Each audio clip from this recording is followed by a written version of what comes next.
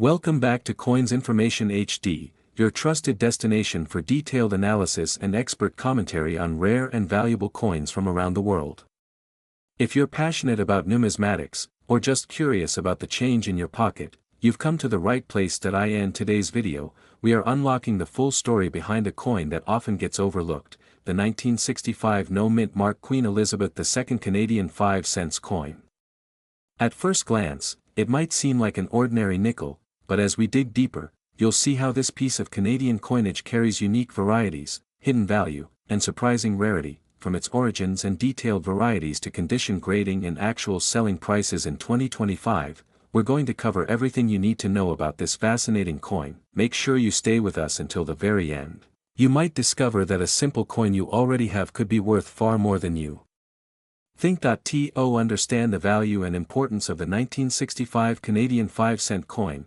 We must first look at the historical backdrop during which it was minted. By 1965, Queen Elizabeth II had been the reigning monarch for over a decade, and her portrait had become a familiar sight on all Canadian coinage. The version used on the 5-cent coin at the time was based on the original effigy created by Mary Gillick, which depicted a youthful queen wearing a laurel wreath instead of a crown. This design had been in use since 1953 and remained standard until it was eventually replaced in later years. The reverse of the coin displays a beaver sitting on a rock, a design first introduced in 1937 by G. E. Kruger Gray, which has since become one of the most iconic images in Canadian numismatics. The beaver is not just a national symbol, it also reflects the important role the fur trade played in Canada's early economic development. The coin was minted in nickel, weighed approximately 4.54 grams, and had a diameter of 21.2 millimeters. These standard specifications were consistent with previous years, but 1965 introduced a few subtle but crucial changes to the coin's design and production. While most Canadian circulating coins do not bear a mint mark, which is also the case for this 5-cent piece, what truly distinguishes 1965 from other years are the die varieties that emerged during the minting process. These varieties, some rare and some common, have become key identifiers for collectors today. When we say the 1965 5-cent coin has no mint mark, it's important to clarify what that really means. Unlike coins from the United States or other countries where a missing mint mark could indicate an error or rarity, Canadian circulation coins at the time were not issued with mint marks unless they were struck at a different facility or for special purposes. So, if you see a 1965 5-cent coin without a mint mark, that's completely normal and expected. However, what makes some of these coins valuable isn't the lack of a mint mark, but rather the subtle differences in the dies used during production, specifically, the size of the beads around the Queen's portrait and the shape of the numerals in the date. Now let's get into the real reason this coin is so interesting: the die varieties. There are two primary obverse varieties that collectors focus on when evaluating the 1965 5-cent coin. 1. Small beads variety. This version features smaller, more tightly spaced beads, also known as denticles, encircling the obverse portrait of the Queen. This type is generally considered more common, and while it does hold value in higher grades, it's usually not the most sought-after version. You can identify the small beads variety by carefully examining the rim around the Queen's head. If the beads appear tiny and uniform with tight spacing, you are likely looking at the small beads type. 2. Large beads variety. In contrast, the large beads variety features bigger, more widely spaced beads that are easier to see with the naked eye.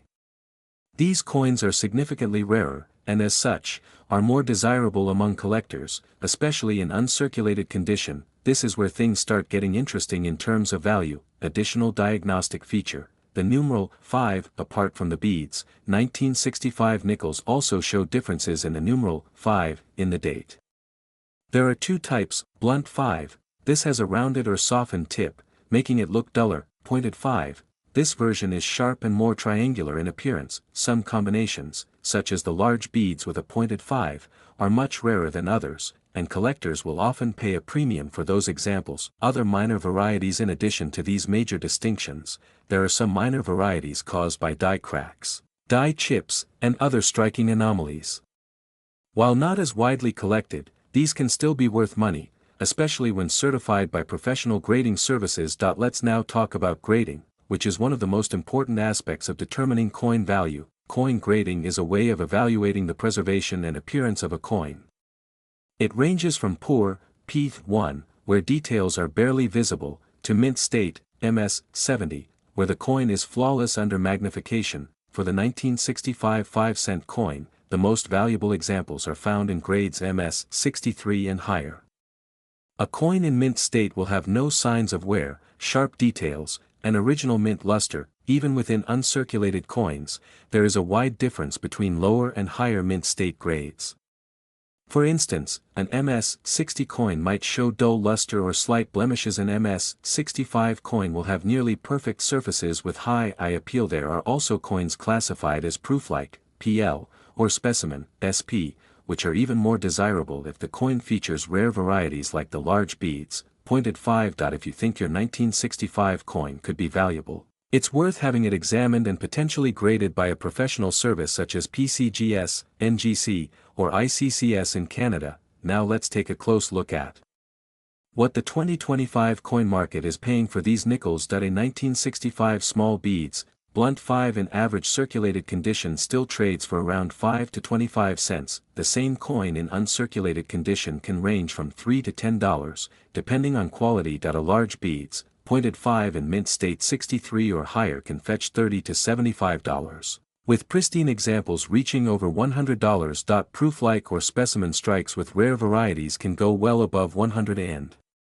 $50, especially when certified error coins, like off-center strikes, double dies, or clipped planchets, can sometimes sell for $200 or more, depending on the severity and visibility of the error. It's important to remember that prices can fluctuate based on market demand, auction popularity, and overall collector interest.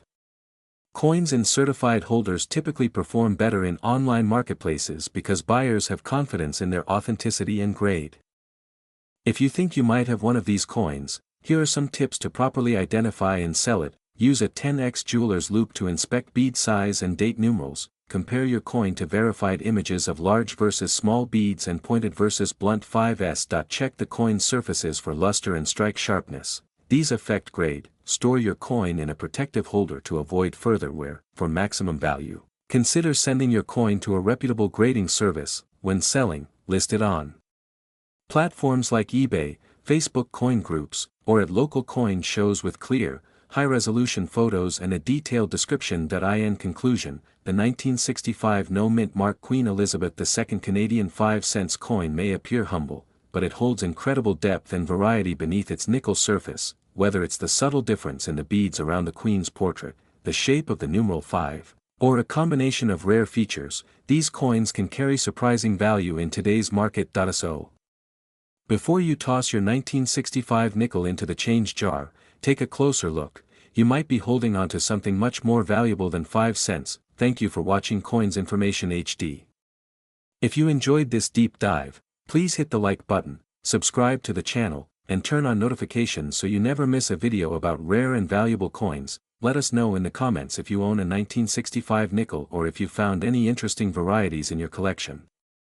We love hearing from fellow coin collectors around the world. Until next time, happy collecting, and keep your eyes on your change, because every coin has a story.